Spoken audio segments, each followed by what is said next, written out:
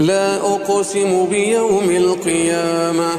ولا أقسم بالنفس اللوامة أيحسب الإنسان أن لن نجمع عظامه بلى قادرين على أن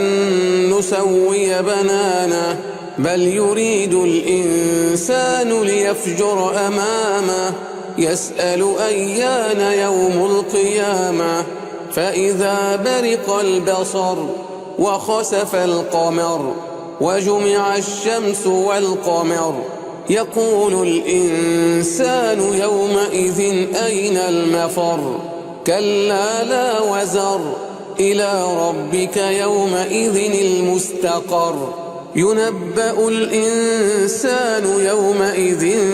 بما قدم وأخر بل الإنسان على نفسه بصيرة ولو ألقى معاذيره لا تحرك به لسانك لتعجل به إن علينا جمعه وقرآنه فإذا قرأناه فاتبع قرآنه ثم إن علينا بيانه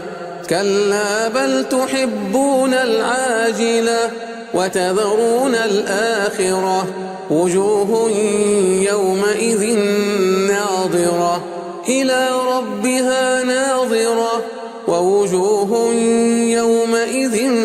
باسرة تظن أن يفعل بها فاقرة كلا إذا بلغت التراقي وقيل من راق وظن أنه الفراق والتفت الساق بالساق إلى ربك يومئذ المساق فلا صدق ولا صلى ولكن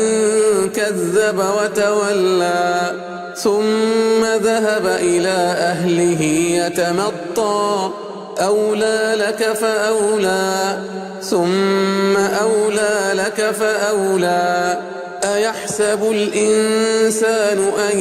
يترك سدى ألم يك نطفة من مني يمنى ثم كان علقة فخلق فسوى فجعل منه الزوجين الذكر والأنثى أليس ذلك بقادر على أن يحيي الموتى